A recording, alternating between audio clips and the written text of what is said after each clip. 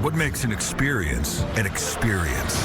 When race days become race weekends, and race weekends become full-throttle memories. To the checker, baby! Yeah, let's go! So pull up in your camper, pick your favorite spot, first race or 50th season. You did just win again. Oh my God! A community that lives loud, loves hard, and celebrates every damn second.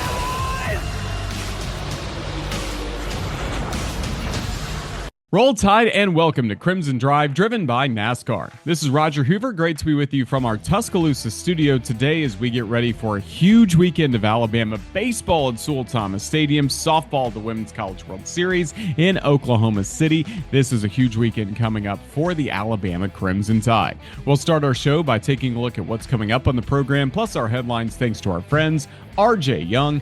RJ Young is the official technology solutions provider of Crimson Drive. Let's see what's in the show this afternoon. We'll start by talking baseball with the head coach of the Crimson Tide, Rob Vaughn, a full preview of Alabama's regional coming up at Sewell Thomas Stadium. Then we'll head to Oklahoma City, a report live from OKC from Tom Canterbury and Gray Robertson, giving us a full breakdown of Alabama softball getting set for the Women's College World Series. Looking at our headlines with softball last weekend, so impressive of what the Crimson Tide did against LSU. Great celebration, especially getting to go into the stands, having the families on the field for the team picture. Really cool moment for Patrick Murphy and the Crimson Tide softball team as Alabama advances to its 16th Women's College World Series. And play will start tonight for Alabama against UCLA coming up at 6 p.m. Our radio airtime with Tom and Gray will be at 5:45 all across the network. Speaking of Coach Murphy, congratulations to him. D1 Softball has named him their Coach of the Year. Well deserved after guiding Alabama to a number 1 overall seed for this tournament, and now the Crimson Tide are back in Oklahoma City as one of 8 teams that will compete for a national championship. Baseball is one of 64 teams still alive for a national championship, as this week will start regional play in the NCAA tournament, and Alabama is a host as a number 7 national seed. That's what we wanted going into this week, and we got it. Alabama knows that the path to Omaha will go through Tuscaloosa the next 2 weekends, but first, got to get out of this weekend, got to get out of the regional and eliminate Alabama State, Oklahoma State, and USC Upstate. That's who Alabama will be hosting coming up this weekend. Crimson Tide at home for the first time for a regional since 2023, as the Crimson Tide try to get back to a super regional for the first time since 2023, and it would be a first super regional at home in Tuscaloosa since 2006, so the first time in a renovated Sewell Thomas Stadium that Alabama got to host a super, but going to need some huge wins coming up to make that happen. It all starts on Friday night, as we'll talk about with the head coach of the Crimson Tide, Rob Vaughn. That's a look at all of our headlines thanks to our friends RJ Young. Now it's time to hear from the head coach of the Crimson Tide, Rob Vaughn. 3 straight years he has guided Alabama to the postseason, but this is the first time Alabama gets to play postseason baseball during his tenure at home at Sewell Thomas Stadium. He previews the regional and what's ahead for the Crimson Tide this week. How fired up are you for what's coming up this weekend in Tuscaloosa? Yeah, man, everybody since I got here has been talking about how rowdy it was in 23 for that regional, and man, we've had some great crowds this year, and everybody keeps telling me, man, it don't compare to what happens in the postseason here in Tuscaloosa. So excited to see it. Obviously, probably eerily similar to the 23 regional from a weather perspective. Having some stuff we're going to dodge. Who knows what things look like. Our grounds crew does a great job getting the field in a good spot. Bats is the man. So he'll have this field ready to go, and it's in a good place right now. So who knows what time we play? Who knows where that ends up being? But at the end of the day, hopefully it's rowdy and raucous, and we play well at home. Yeah, we look forward to being at home for this group. If you could, just kind of take us on the journey of this team. You and I last visited on this show leading up to opening day, but take us through the ups and the downs and how you've seen your team get ready for this moment. Yeah, I mean, I think, you put this team together, and what Mo and JJ and Pat did this summer to get this team in place. When we got through the draft in June, felt pretty good about it, getting Faye through, or I guess in July, but getting Tyler Faye through, getting Zane Adams through, getting Brady Neal back. A couple guys that ended up signing free agent deals that we had out of the portal that we felt like were going to help, but obviously ended up signing and moving on into pro ball. But you felt pretty good about the team. And then August gets here, you go through the fall. You have your ups and downs of the fall, which is great. And then we come out, we play great in the preseason, and come out and lose game 1. and you lose in front of a home crowd against Washington State, who we look up now, those guys are playing in the postseason too, ended up having a great year. But you never want to lose opening night, and we did. And very transparently, I thought for the next probably 3 to 4 weeks, I think this group we won a lot of games, but they still weren't confident in who they were yet. I think there was a lot of confidence knocked on their heels a little bit, and then a little bit of a feeling out period. And then we go to Frisco, and I thought Frisco was a decent little turning point. You win 2 out of 3 against really good teams there. So I felt like that kind of turned the corner for us. And then you go to Kentucky, and we get swept on the road at Kentucky to open up SEC play. And you're wondering, is this another here we go again moment, And then they go out on Tuesday and we lose the South Al on the road. And so you lose 4 straight. That's never fun. That's never good. And you've got Florida rolling into town, which is not generally the recipe to get back on track. And Tyler Fay throws the no hitter. We rough up Peterson a little bit. Then we go beat King on Saturday. Then we come back and have a comeback win on Sunday. And that's when things started to shift a little bit. You go out, you got Auburn coming in the next weekend, same thing. You go sweep those guys who are obviously both of those teams end up being national seeds. So that stretch, I think, was the first stretch of like, well, okay, like we can do some of this. And then you go through some things. You win a series at Oklahoma, in a rubber match Sunday game. You go win that game, and then you come home to Arkansas, and you have leads in the seventh or eighth in all 3 games, and end up getting swept. And then you go to Texas and you win one. Then you go to Tennessee and you win one. And we're sitting in a spot where we're 10-11 in the league, and you feel like this. It's like, where is this team gonna go? Um, and exactly what I hoped they would do, what I believe they could do, is they went and rattled off 7 of their 8 of their next 9 games in SEC play, and that ain't easy to do. You sweep a really motivated Vanderbilt team here. You go to South Carolina, who I know that team was kind of scuffling this year, but beating anybody on the road that has talent is hard. And you go sweep them, and you come back home against Ole Miss, and again a team fighting for a lot. We win on Friday, then come out and win the rubber match on Sunday. So, all in all, what we've talked about is the challenges, the struggles, all of those things have the ability to harden your team for April, May, and June, and to callous them and make them tougher and make them understand what goes on in baseball. This isn't college football. This is not you lose one game and the sky's falling. Like, this is baseball. Anybody can beat anybody on any given night. And I think what we learned with our group along the way is when we show up and we play our brand of baseball, and we play hard and we play clean and we play together, you can go beat the best in the country.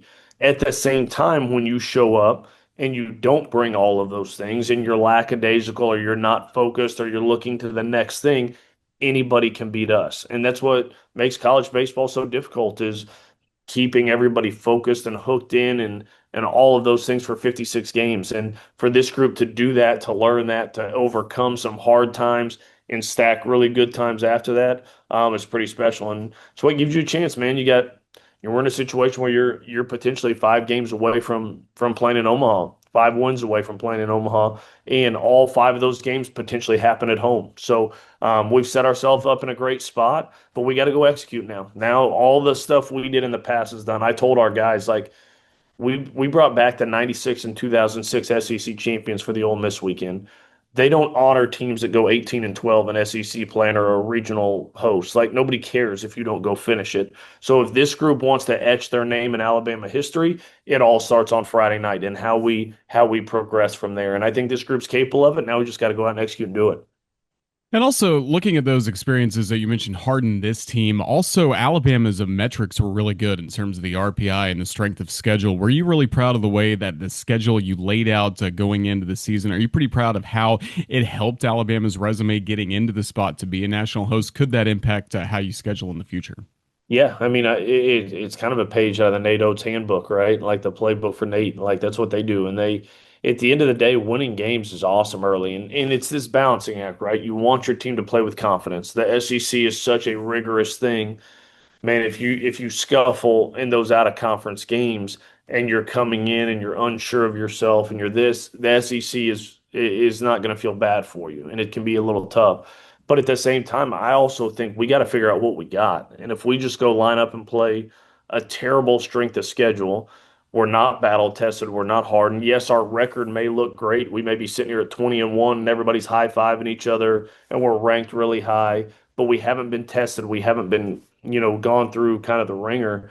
And then SEC play gets here, and that's the first time you struggle, you're going to get exposed, and it's hard to bounce back from. So we kind of intentionally, I think the one thing you see is like RPI rewards you for going on the road. And so one of those things, not being afraid to go play these teams on the road, not being afraid to go to Southern Miss, not being afraid to go to South Al.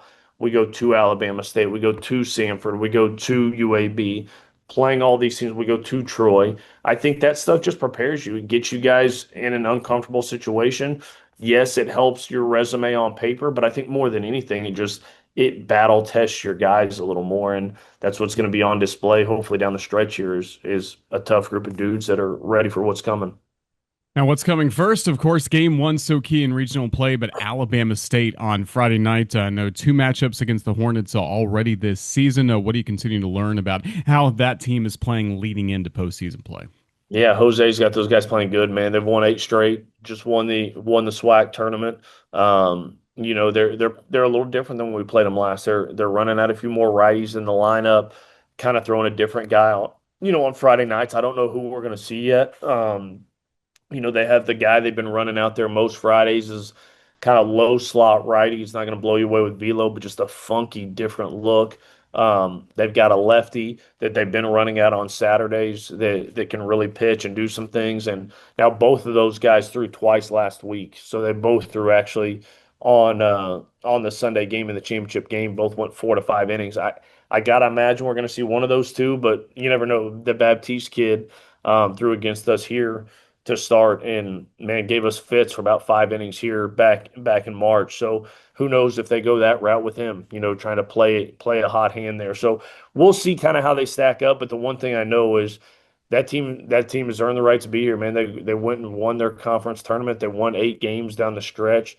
They're playing really good baseball, and man, they're going to show up as motivated as you've ever seen because them playing Alabama in Tuscaloosa in a regional and winning that game is it's a program defining win for them. And so our focus, everybody wants to talk about, man, Oklahoma State's power and what Upstate can do and all. Like none of that matters right now. We got to come out of the gate, and I think our guys. I very honestly, the 2-1 win here, where they kind of gift wrapped our 2 runs for us, I think is what is kind of perked our guys. They know they have to show up. We will lose on Friday night if we think, oh, it's just little old Alabama State. We can go take care of it. We got to approach this with maturity. We got to approach this as a faceless opponent and go play our best baseball for 3.5 hours on Friday night. Going to be exciting coming up at Sewell Thomas Stadium. And Coach, we'll let you go on this. You talked about getting Alabama baseball back to the postseason, especially at home. And now the road to Omaha does go through Tuscaloosa, hopefully for the next 2 weekends, but it's got to start this weekend. Just what's your message to the fans and the way they can make a difference over the course of the next 3 games? Yeah, I mean, like I said, since I got here, everybody talks about how rowdy the 2023 regional was, and man, I'm excited to see it. We've had great support from the fans this year. There's been a lot of people in the stands, which is awesome. We have a contingent of the right field Ragers, man, that have been incredible this year. They've showed up when we've played bad. They've showed up when we played good, and they've stuck with this team. And to me, to get to reward that kind of fandom is exciting for them to get to earn the right to do this. And so I think it's what I always say, man. The difference is it's not about having a lot of people in the stadium. That's great and that's cool. It's about making this place miserable for the opponent. It's creating and impacting the game. It's creating an atmosphere. I saw a tweet that went out yesterday. I might screenshot it and send it over to the Ragers where it ranked like the top 10 atmospheres in regional play.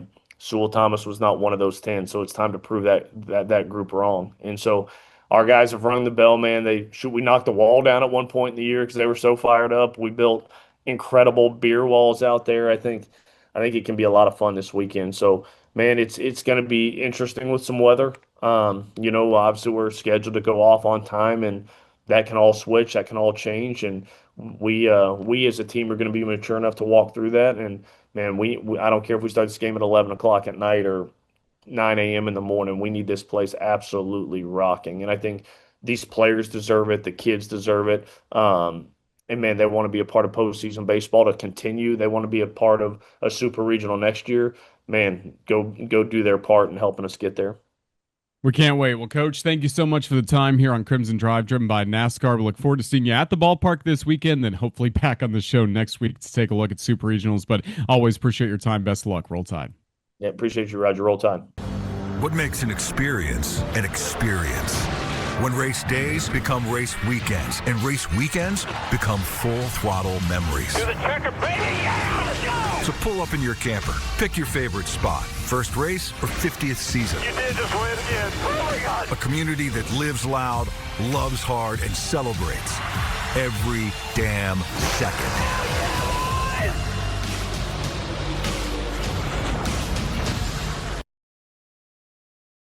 Here comes the 1-2.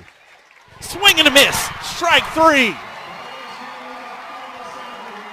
And for the 16th time in program history, and the 3rd time in the last 4 years, Alabama's headed to the Women's College World Series.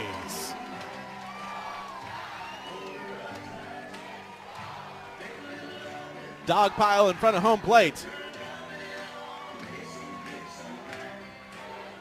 As after a 1-year absence, the Crimson Tide heading back to OKC. It never gets old. Never take it for granted, because nothing is ever guaranteed. But this feeling, you can't replace it. And this is a team that is more than any other I think that we've covered earned that trip with what they did through the entirety of a season. Yep. And I am so thrilled for this group of kids because they deserve a shot. And I think this is a team, this might be the team, Tom, but this is a team that is going to make the most of that shot. I know that for sure. This is not a team that got hot at the right time.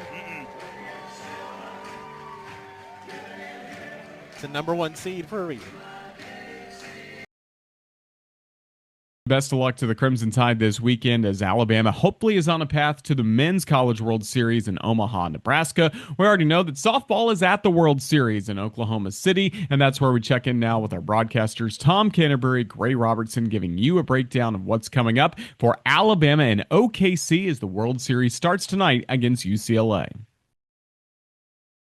Coming to you from Oklahoma City, where in just a couple of hours, Alabama will get underway in their 16th Women's College World Series in program history as the number 1 overall seed, taking on the number 8 seed UCLA Bruins in the opening round. And Gray, today we also heard that more individual awards are rolling in for this Crimson Tide team. Yeah, very well deserved. Congratulations to Lex Papillo, 3rd team NFCA All-American, Brooke Wells, 2nd team All-American, and Jocelyn Brisky has continued to bring in every possible accolade that you can as a pitcher, being 1st team All-American for the NFCA, as well as D1 Softball Pitcher of the Year, Softball America, All-America. Like, Brisky's winning all of the things. Yes. And those 3 deserve the recognition that they've gotten. Frankly, it's the kind of year where Alabama had some All-American snubs for a body that has 3 teams that they release. But, yeah, really, really impressive. And I think the one that I am most excited about is Lex.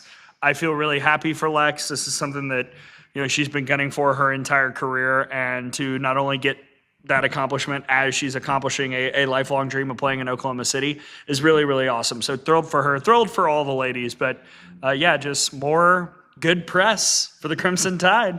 And big matchup coming up today against UCLA in the first round here in Oklahoma City. And these are 2 programs that are here more than they're not. And yep. It's a tradition-rich matchup between these 2. Alabama, not the greatest record against UCLA historically, yep. But this is an opportunity now as a team at like Alabama, who is the number one overall seed, to take on a UCLA team that has put up historic numbers offensively this year. Yeah, I mean, 200 home runs as a team I didn't think that was possible, but here we are. Yeah, no one did. That's where we are. It happened. UCLA is right on that 200 number. Jordan Woolery had my vote for National Player of the Year.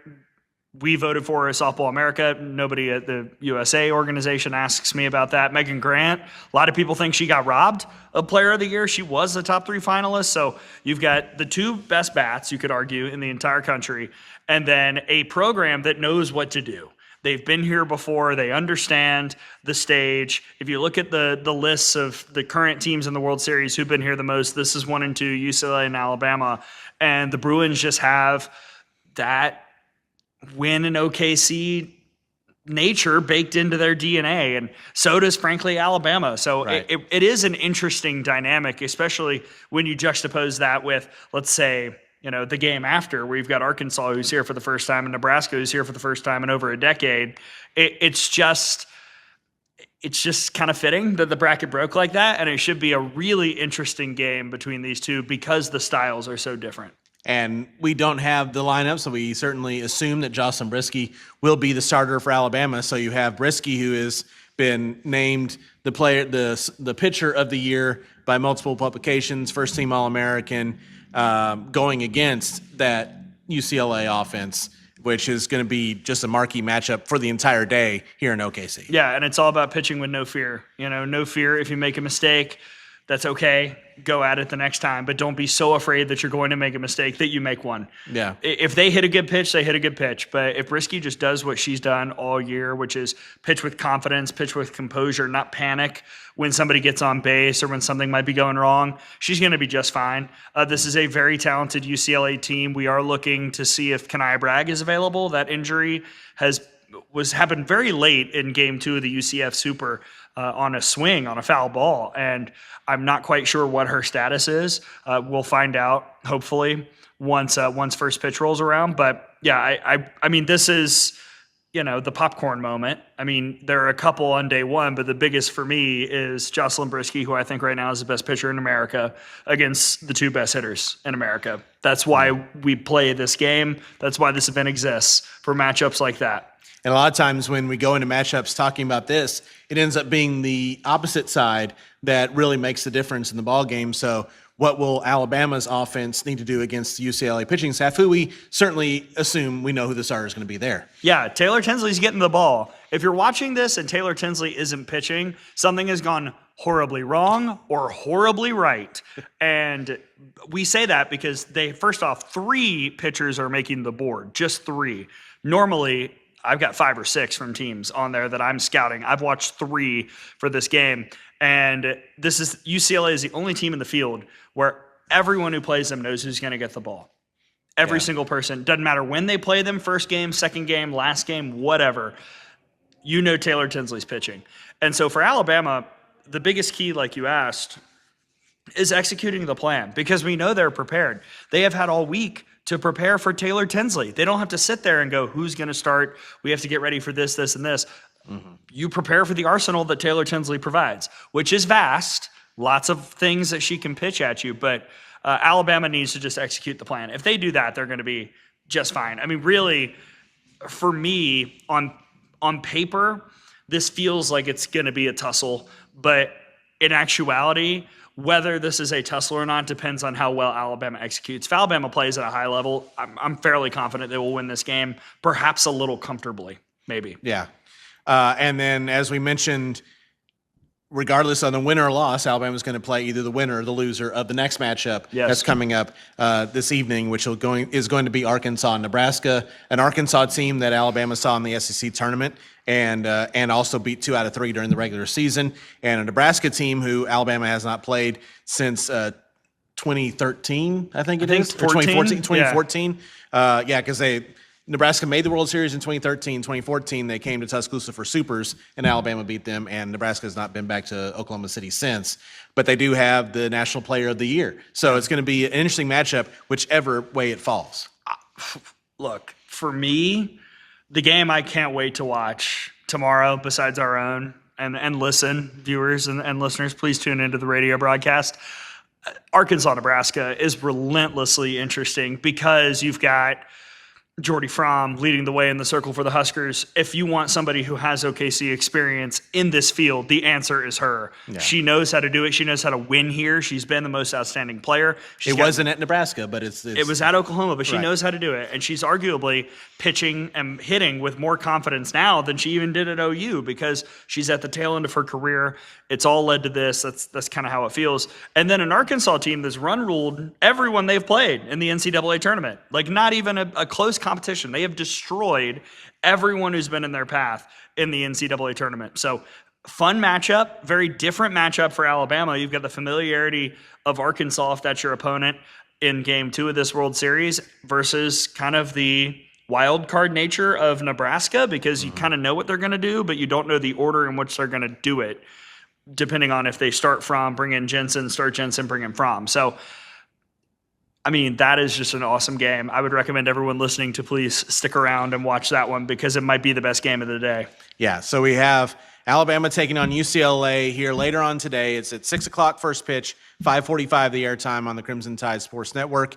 If you're listening in Tuscaloosa, you can listen over the air 100.1 FM and on the catfishtuscaloosa.com, the Catfish app, and the Varsity app will have all the action for you the entire stay for the Crimson Tide here in OKC. A win means Alabama would play on Saturday in a winner's bracket game. If Alabama isn't able to win here this evening, they will play tomorrow in an elimination game tomorrow night. But whenever that happens, Alabama and we will be there for all the matchups. But it looks like this is going to be just a tremendous World Series. Again, double elimination. When you get to at a certain point before the semis, the bracket will flip. So there's a lot. We'll explain it. A lot of that comes a little bit later on. But this is a field where you're looking at it. We were talking about the two sides of the bracket. Yeah. Alabama's side, everything went chalk. So you have all the people that we thought were going to be here are here. On the other side of the bracket, you have Mississippi State here for the first time, who pulled the huge upset over Oklahoma in Super Regionals, taking on a Texas Tech team who took 2 out of 3 from Florida in a very contentious Super Regional in Gainesville. And then you have Texas and Tennessee, again showing the strength of the SEC. There are 5 teams here from the conference. But that's going to be a heck of a matchup here today as well. Oh, my gosh. Look, here's the thing about this. Normally when we show up at this event, whether we're here with the Tide or whether I'm here with Softball America, if you have the conversation of who do you think is going to win this World Series, more often than not, maybe 2 teams, maybe 3 teams in an off year will get mentioned. But more often than not, it's one or the other. This year, we've had these conversations all around the softball world with various media, with fans, with just people who enjoy this event. I've heard basically every team except one, honestly, that they can win the national championship. And then people explain why, and the case makes sense. This is the most wide open Women's College World Series that we've ever seen, that we've ever covered. Every game has something compelling about it. There is no weak link. And that just means that hopefully all the eyeballs and all the ears are tuned in and turning to ESPN and turning to the Crimson Tide Sports Network and tracking what I think will be one of the most memorable Women's College World Series we've ever had after last year's, which was arguably the best we've ever seen. There were like 9 walk-offs. I don't know how it's possible, but that was basically what was going on. Right. And I kind of think this year we might get something similar. And as Alabama fans, glad to see the Crimson Tide back in it here this year, and they're one of those teams that have the legitimate shot of winning this. They're not the one. Right. They were one that I heard the most of who could win this. Right. From not Alabama people. A lot of people think Alabama's got the goods to go all the way. Well, that Alabama has a staff pitching wise, which is one of the biggest things you have to have. It's very, very difficult in today's day and age of college softball to ride a single arm through to win a World Series national championship. It theoretically can be done. We'll see if Nebraska, would be one of those teams but they have a number 2 that is very good. I mean, the test case is UCLA. If UCLA were to find a way, which obviously we hope that doesn't happen, but if UCLA were to find a way to win the national championship, that would tell you that the old way is still alive. because every other team has a reliable number 2 they can go to get outs if need be. UCLA literally there is no one else who's going to throw a pitch at the World Series except Taylor Tinsley unless they are getting destroyed. That's it. Right. Well, the old way could work if you have a historically great offense, which UCLA has. Yes, they would probably have to do it by slugging. Right. So Alabama's the main deal today for the Crimson Tide, keeping UCLA in the ballpark. Yes, 100%. If they get it out, solo shot, that's it. You cannot. The biggest thing that UCLA does well is kind of similar to what Oklahoma used to do, and still did to an extent this year, was draw, walk, 3-run homer. So the home runs would not just be jabs, they would be haymakers because of the mistakes that you made to make the damage even worse. And so for Jocelyn Brisky and Vic Moten and whoever else we see, we assume Brisky will get the start. It's going to be all about making sure that if there is a punch thrown, it's just 1 run, no free passes to get people on ahead of that home run. Just control what you can control and get the job done. Avoid the crooked numbers and put up crooked numbers yourself. Yeah, it's that simple. It's certainly the plan here today in Oklahoma City. So again, we'll be on the air 5:45 on the Crimson Tide Sports Network for Alabama and UCLA, opening up the 16th Women's College World Series in Alabama program history. Gray Robertson, I'm Tom Canterbury. Back to you, Roger. Thanks to Gray and Tom. We'll be listening to them coming up shortly for Alabama softball going up against UCLA in the Women's College World Series as that kicks off our upcoming schedule. Airtime will be at 5:45 p.m. from OKC, weather permitting for both softball over the next few days at the Women's College World Series. Double elimination bracket right now for Alabama. For the baseball team, it's double elimination as well starting tomorrow night against Alabama State. As you heard in our interview with Coach Vaughn, weather could impact things this weekend, not just on Friday, but Saturday and Sunday as well, with some rain in the forecast, kind of some spotty scattered thunderstorms. So who knows when we're going to get these games in. It could be some late nights at the Joe. We certainly had fun with that back in 2023, and we'll see what's in store this weekend. But we do know Alabama's first game in the regional scheduled for 6 p.m. on Friday night against Alabama State. Our radio airtime with David Kindred and I on the call will start at 5:45 all across the network. And again, hopefully we're back with this show next week on Tuesday and Thursday talking Crimson Tide baseball and softball. It is a great time of the year, and hopefully more good moments coming up. And the good moments that happen, you'll see on all of our CTSN social media platforms at UA_CTSN. Go ahead and subscribe, especially here on YouTube. Turn notifications on so you don't miss anything from us all across the network.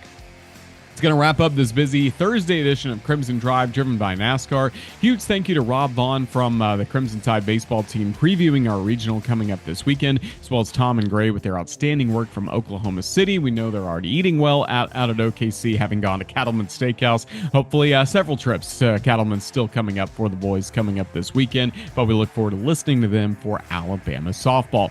For all of us with the Crimson Tide Sports Network, this is Roger Hoover saying thank you for joining us. Best of luck to Crimson Tide baseball and softball this weekend, and until next week, roll Tide, everyone.